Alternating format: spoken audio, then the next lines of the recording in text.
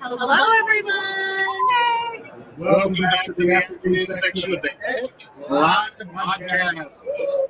HECC 2025 is here. I'm so excited. It's a really quick day today, to be honest. But I've jumped in and out of several sessions, some great sessions. And it looks like calendar sessions are standing room only. I know. I signed up for one and couldn't get into it, so I got the Bitly, and I can't wait to explore. 10 out of 10. No notes on the calendar. Such a great tool. Such a great tool. Well, we're excited to be back this afternoon. We have Megan Tola with us from Magic School. She agreed to come on and chat with us. We have a few questions to kind of fire at her and talk about Magic School, AI and education, all of the things. There's just a lot, isn't there? So much. And it's changing so fast. So we're just doing Almost this again. every day. Like, I think it's what makes it hard for some people. Like, sometimes change is hard for people, and teachers get really comfortable, and that discomfort, like, it's hard for them to be uncomfortable, and they just want to know how to do it, but then it's different.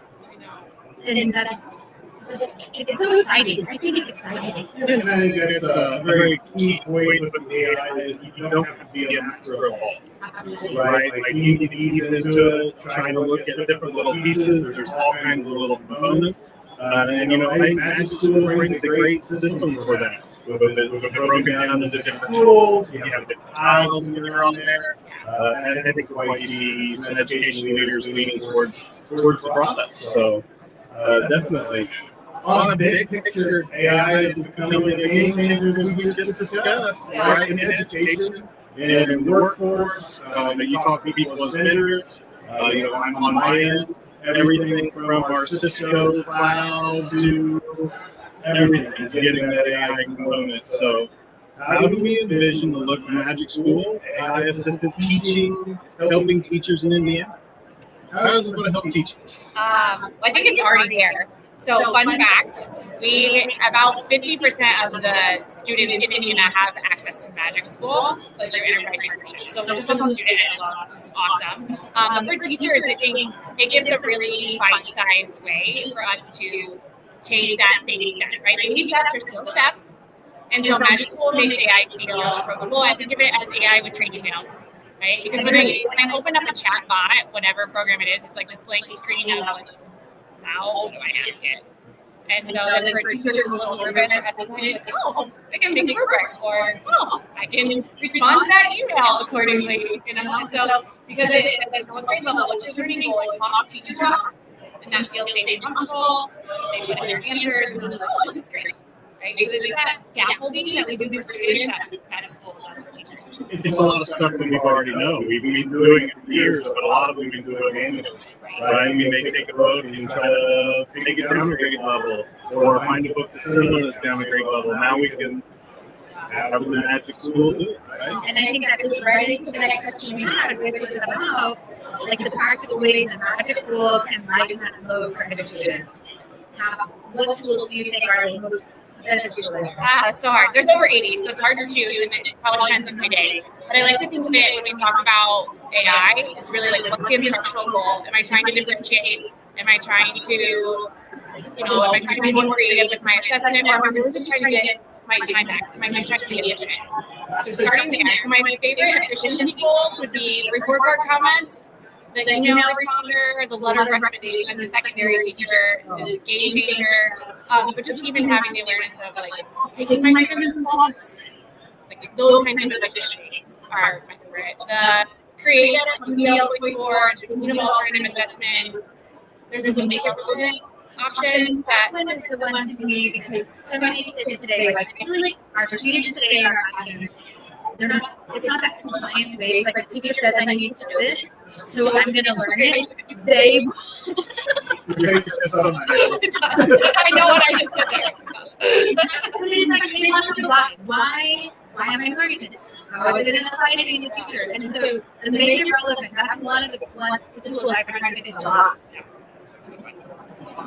And add into that, I know in our district we're starting to really get into some of the custom tools, where we're building out tools and sharing them from one teacher to the next that are really defined to what we want to get feedback for our students based off of our English standards and lessons, which is really starting to become fun. You're starting to get some of those stories of the time savings, and I'm sure that you have some fantastic stories. Do you have any good stories that you can tell us about? Yes, Where teachers are? yesterday I was able to work with teachers up in Michigan. But these folks had never used AI before, like a tool for teaching. They used it, it wasn't for their work. And she was talking about how she does these differentiable mini lessons and creates scenarios. And then she started crying.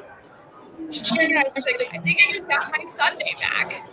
And I was like, you did, girl, you did. You know, so just like those moments where they say, oh my gosh, I've been doing all this, I can't.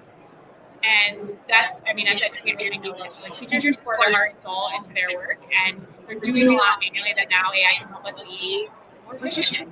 Yeah, it's one of those first things I've seen in, years of education that we can start really powering into the data quickly.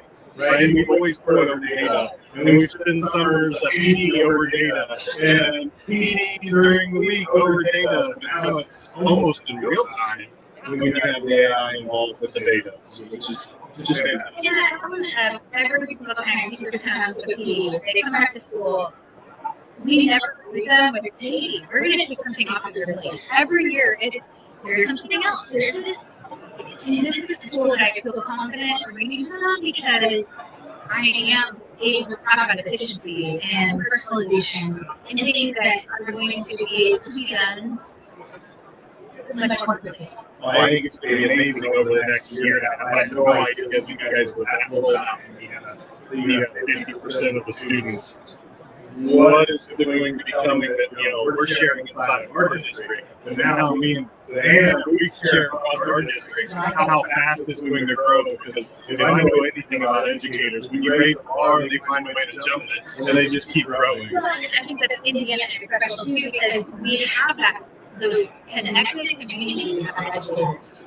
That if my friends in Richmond are doing something, they're going to share it with me. I'm going to share what I'm doing with them. Same thing, practicing more. So, what power in our district's hands? We actually were just talking about this the other day. How do we leverage that? Because Indiana, I get to work in other states now. And so I always knew Indiana was special, but Indiana is special because it's so funded. Like organizations like HECC, Indiana Connected Educators, like we have spaces for people to share. And so like even today, Carissa shared an entire set of pre-made Indiana tools. Like, hey, here's a whole bunch of training rooms aligned to that learner rank. Here's an SAT prep room. Like, they're already built. And so now you got to take them and tweak them, right? Context is still important. Your learners are still important, but here's hundreds of hours of my work for free. And then just the small tweaks to personalize it for your demographic. That's so powerful. And the Learning Lab, we're really supporting Magic School as well. There's a lot of content on our Learning Lab, which is a great resource if you're just starting out with AI or anything in Indiana. If you're in the classroom and you haven't been on the Learning Lab yet, it is time. It is here. It is fantastic. oh, yeah. Now, educators are notorious sometimes for being slow to change. Maybe like what I get is a lot of like that misconceptions. So, what do you think are some of the biggest myths or misconceptions surrounding AI in education that we still have to tackle? I still think there's a misconception that students are just going to use it to cheat. And we're getting there. We're making progress, showing teachers how, like, that there is a tool that's safe and secure, and it's not going to let them do that. And just like, the teachers that have the platform scaffolds it for them, how can we help build these skills in our students? Because maybe we don't want them to go straight out to any open tool and whatever it will write it for them, right? So showing them like, hey, no, we don't have to write it for you, but ask it for help with your outline. Ask it for you're struggling with transition sentences, or here's my math problem that I can take a shrub, load it into the platforms, Magic School, and it'll say, hey, you did this step and this step right, but it looks like you made a mistake on step 3. Consider, how you balance that equation. So instead of just doing work, that's probably the biggest misconception still that I'm seeing. Right. And going in on the coaching model, right? Use the AI as the coach. Use the AI, not the person to complete the work, right? Yeah, and if we're using it as partners as educators, because we're not dependent on it, and how do we help get our students there? They're not going to know that right away. And as humans, we're always going to take the path of least resistance. Absolutely. So, like, I'm mad at the kids about that. Like, oh, I probably do it too. I was there. So, like, It's the same thing that when we first gave them computers, they had Google at their disposal. I mean, the statistics always show that if a student cheat, they're going to cheat. It doesn't matter how. So we just have to have the tools involved. We have to look, right? we don't love YouTube anymore. Right. So, Absolutely. Calculators in math class, all kinds of things. you're never going to have one in your pocket, right? That was my teacher. Oh, my teacher. Well, what would they do? I do there's a quote from a book called One Leadership that I really like, and it says, be humble because you're going to disrupt the lives of others. And even if that's a big ask, or even if that's a good thing, it's still a really big ask. And I think that as we think about this as leaders across the state, it's like we're still going to be disruptive, and that's okay. But to remember that it's still big for a lot of folks. And so I think if we start with that heart, that intention, then we'll be all right.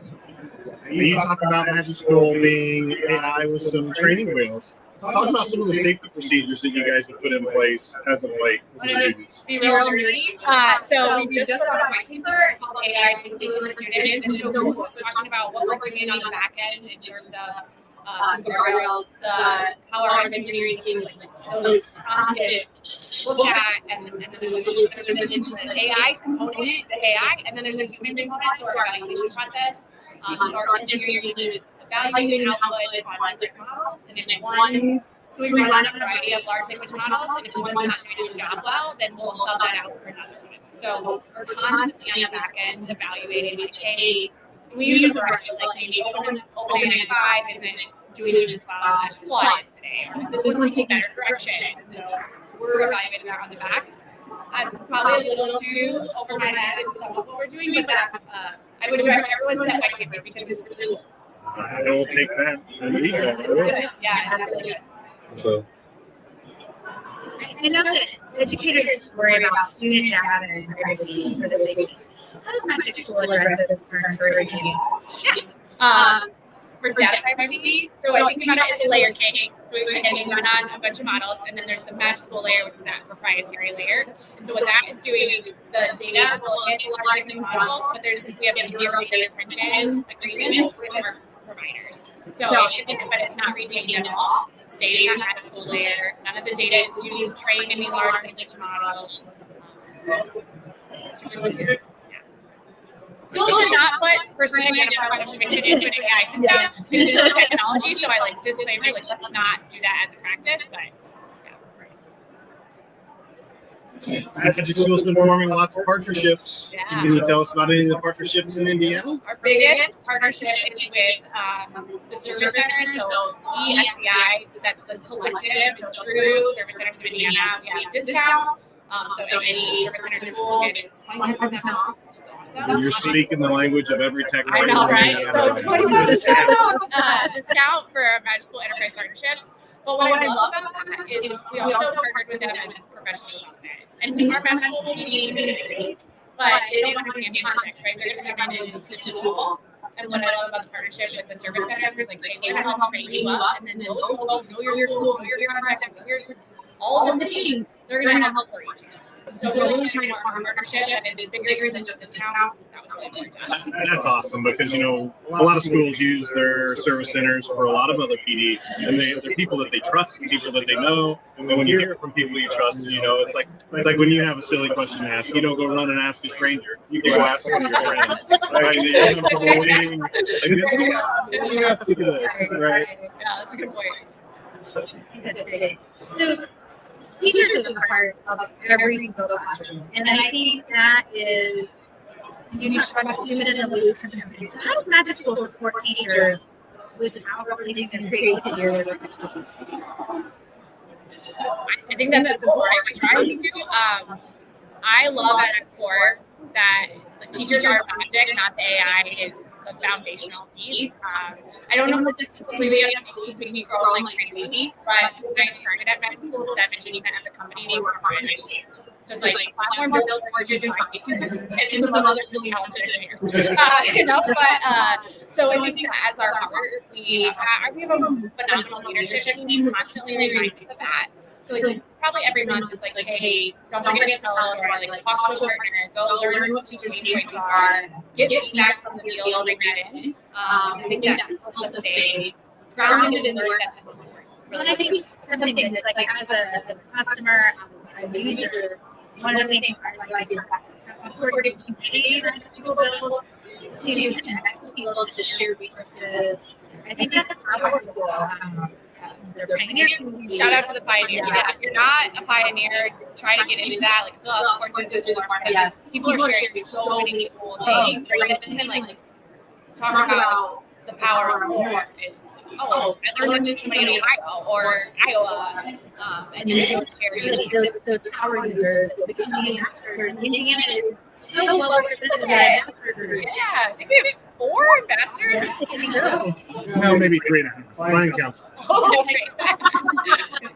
You heard it here first. She has the purple backpack, so we'll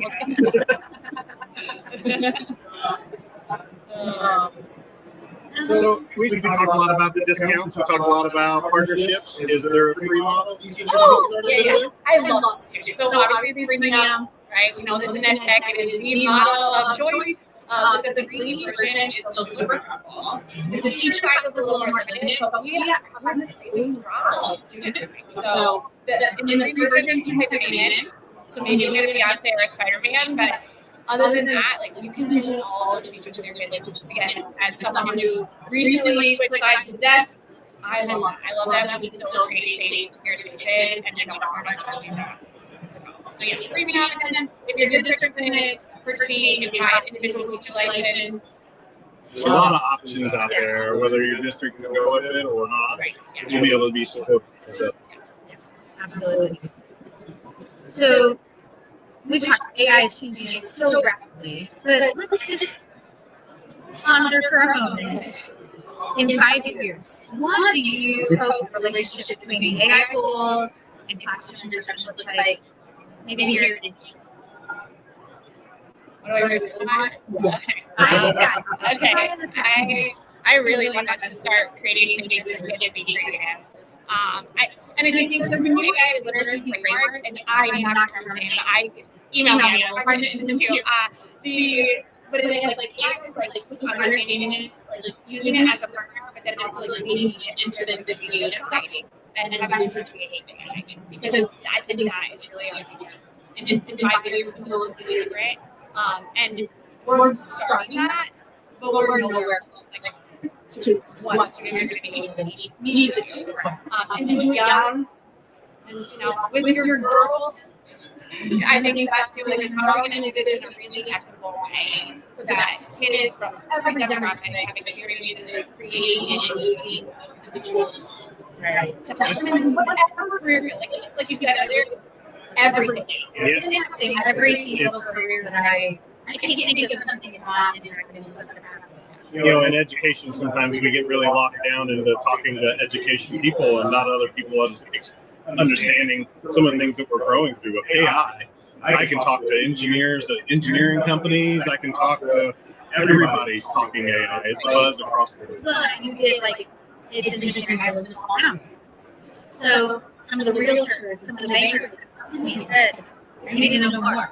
How do I do this? How do I get started?" And so I think it's really good opportunities because they're being pushed in an industry sometimes there's not a lot of evidence in it, but they're being pushed to explore and deduce, create some connection between education and businesses that need to exist. It's really going to be interesting. We're really starting to turn out those students that started with the one-to-one initiatives into the workforce. And we go another 10 years here, and we start pushing some of our students that lived and grew up with AI literacy and all these pieces. Where it's really going to take us. Yeah, where they So if Magic School AI were a teacher for a day, kind of were to like random questions. What subject do you think you teach best? What subject do I want to teach, or what subject do you teach best? What do you think you teach best? Probably English. I think my gut reaction is still even large language models is just better with language today. So I think it'd be a really great English teacher.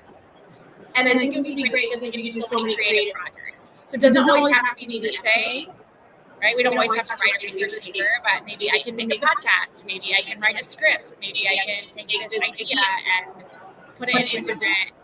Yeah, I think that's where I would go. Okay. Selfishly, I wanted to teach science, but Right. coming in that. You're fine. I forgot this is your biology background, aren't you? Yeah. I'm still going to go with technology, right? As a technology teacher, I think AI is going to really revolutionize some of that as it gets in there. I would probably do a good job at that too.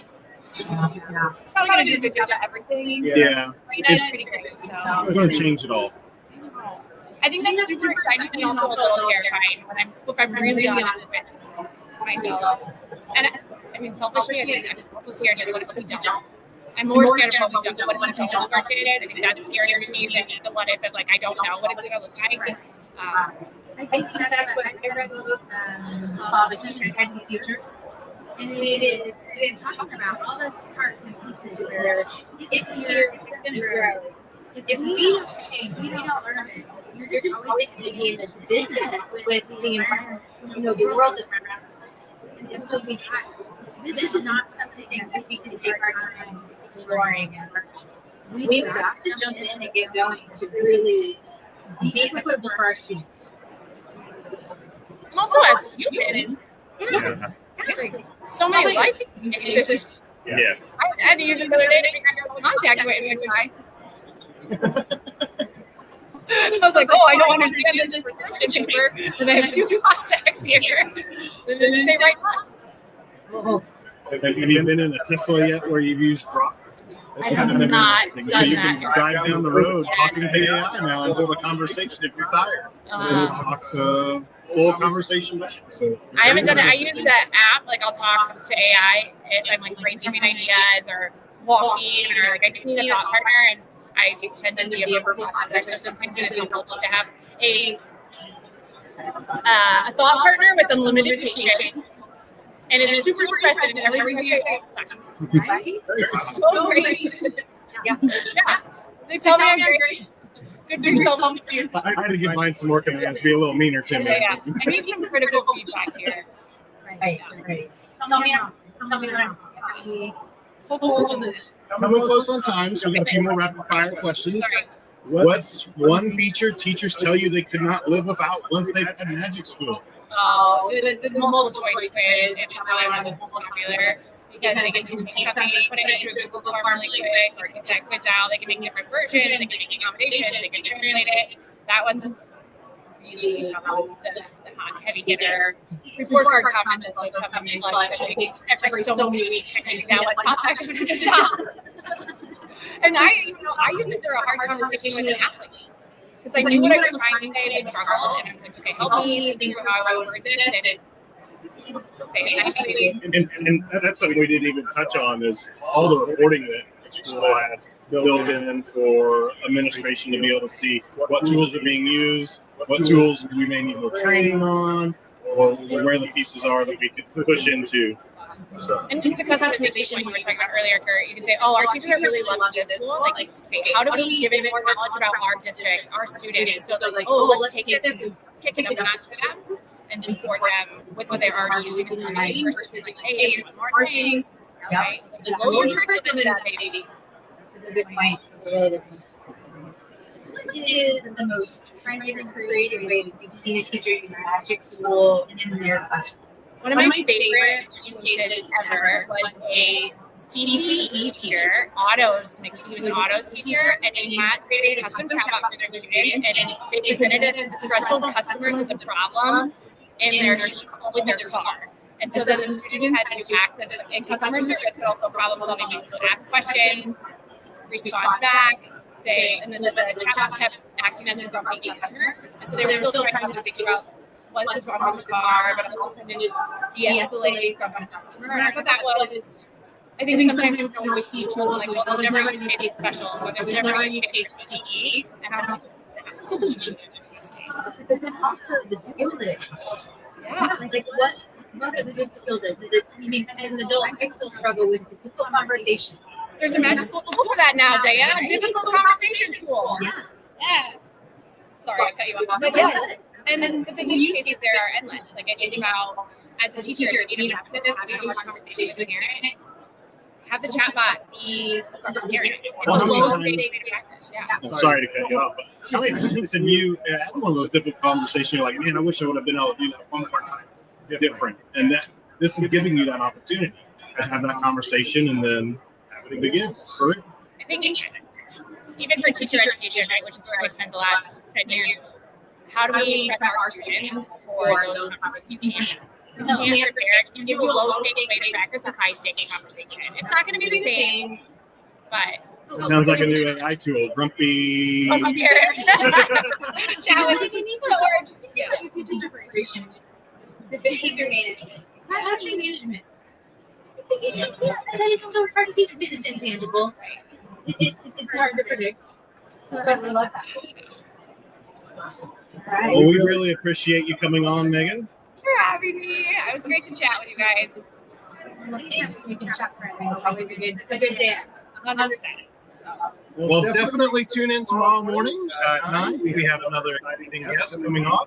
We'll be talking a little bit more, I do believe. Yep. So we will see you in the morning. It's been a great conference so far. If you missed out today, there's still time. You can come register. Show up down here at the Union Station. It's beautiful out there. It is. All right. See you tomorrow.